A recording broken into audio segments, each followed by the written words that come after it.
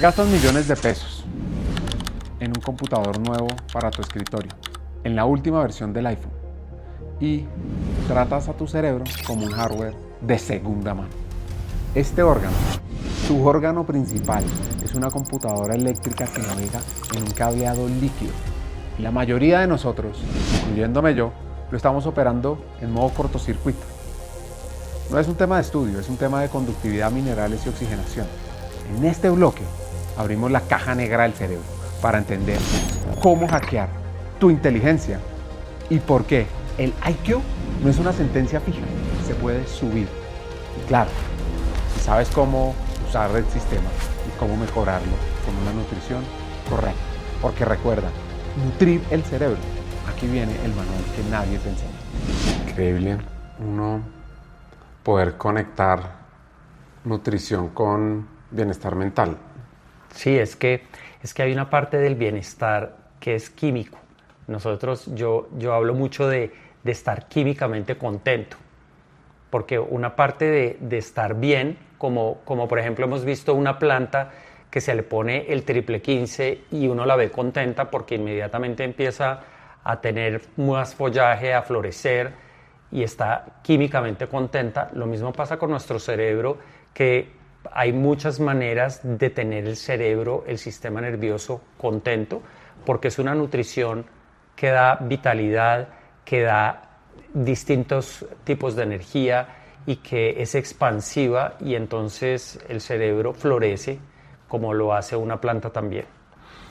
Me acuerdo hace muchos años le decían no, que la inteligencia es fija, ¿no? El famoso IQ, el coeficiente intelectual.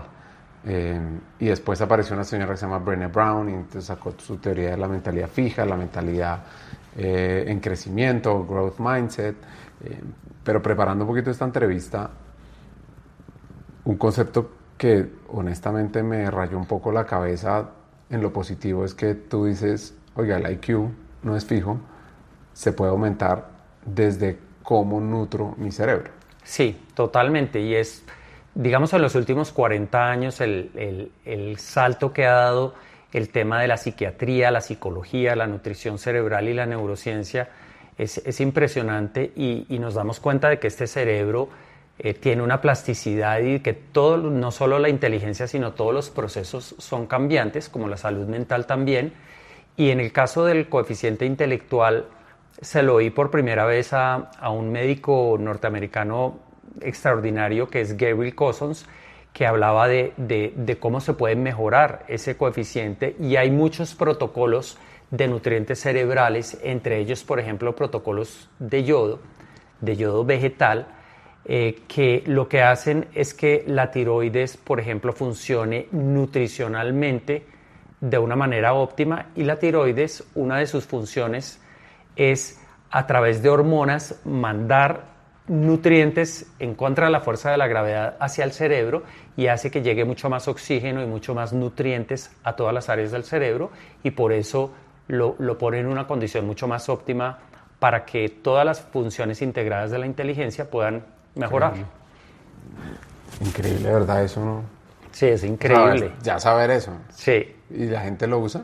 ¿Hace esas Muy prácticas? muy poco. Nosotros pues llevamos unos 15 años o un poco más haciendo esos protocolos, pero lo mismo pasa con el tema de los estados de ánimo, porque fíjate que antiguamente se pensaba que la depresión era algo que simplemente venía y fortuitamente ocurría, y resulta que en los 50 empezó a haber, digamos, mucho consumo también desde antes, desde la posguerra, pero mucho consumo de alcohol, y luego vino la moda del cigarrillo y la moda de otros estimulantes, en donde en los 50 empezaron a darse cuenta de que la gente se le desequilibraba mucho el ánimo relacionado con ciertos hábitos, y surgió el tema de los antidepresivos.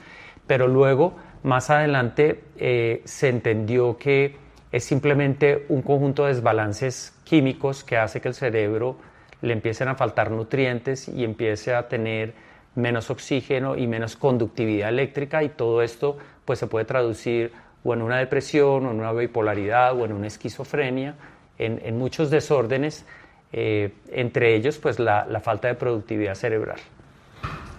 Estaba pensando ahorita, cuando uno ve las estadísticas de la salud mental por generaciones, uno ve un boom de la generación Z o las nuevas, como que la salud mental está disparada más en esas generaciones que en otras.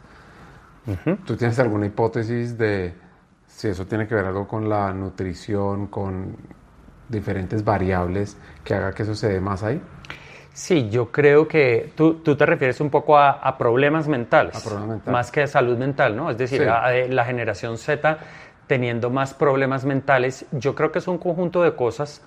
Creo que es muy interesante eso, porque siempre yo creo que es un juego entre las variables nutricionales, en las variables, digámoslo, del contexto histórico y social y cultural en el que vivimos y de ciertas problemáticas pues, que se terminan, digamos, aterrizando a nivel familiar.